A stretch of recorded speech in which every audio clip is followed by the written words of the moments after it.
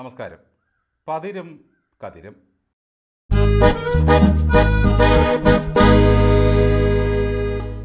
അന്തങ്ങൾക്ക് ആനന്ദലബ്ധിക്കിനി എന്തു വേണം എന്ന മട്ടിലാണ് മോഹൻലാൽ പിണറായി വിജയനെ ഇൻ്റർവ്യൂ ചെയ്ത ടീസർ പുറത്തു വന്നിരിക്കുന്നത്.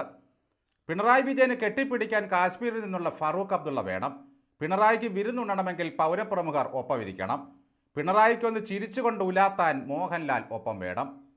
സതീശൻ പറഞ്ഞതുപോലെ മുഖ്യമന്ത്രി ഒന്ന് ചിരിച്ചു കണ്ടല്ലോ. സാധാരണ ഉത്തരം മുട്ടുമ്പോൾ എഴുന്നേറ്റ് പോവുകയാണ് പതിവ്.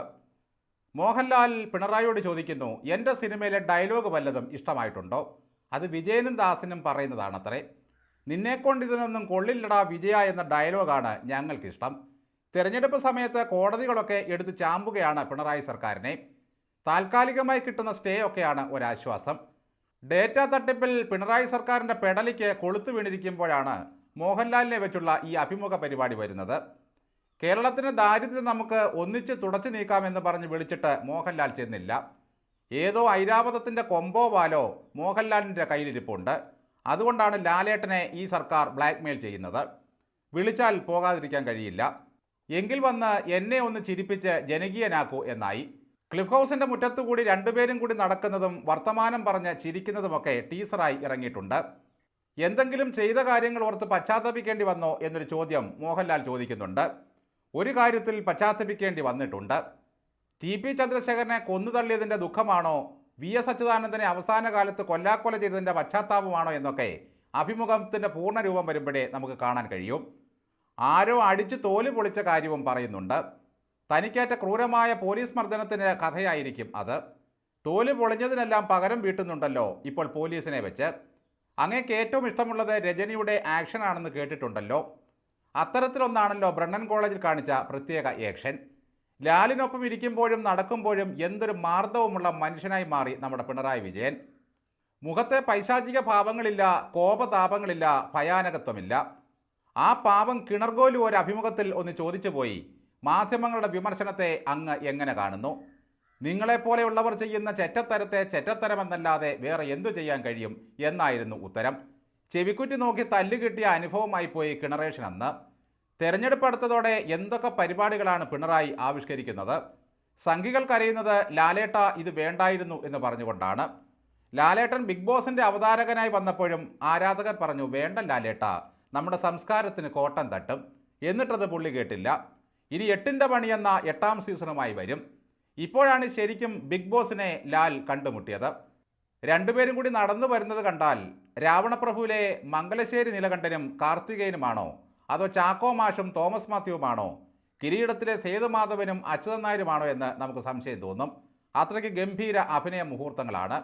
ഇടയ്ക്ക് മുമ്പിലൊരു നായ പ്രത്യക്ഷപ്പെടുന്നതായും കണ്ടു.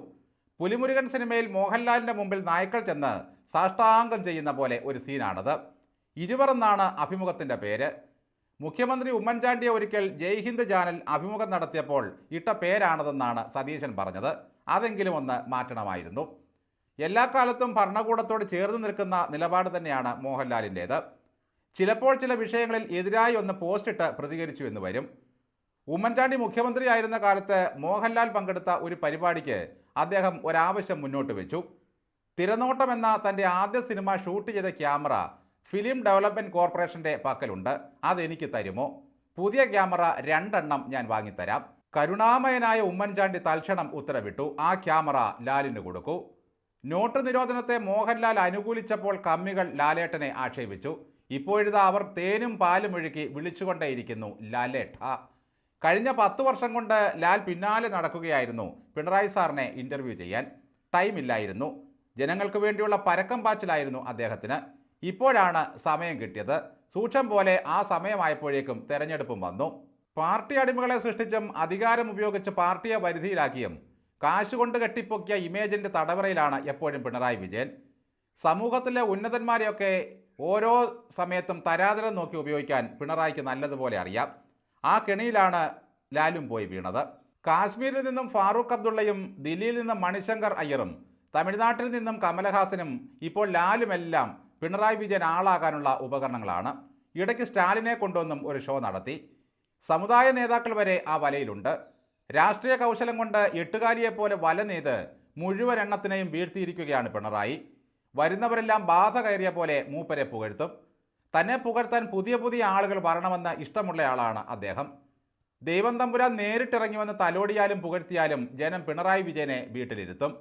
മോഹൻലാലിൻ്റെ നിർമ്മാണ കമ്പനി ഈ അഭിമുഖം ഏറ്റെടുത്ത് തിയേറ്ററുകളിൽ റിലീസ് ചെയ്താൽ ഒറ്റ ദിവസം കൊണ്ട് 100 കോടി ക്ലബിൽ കയറാം.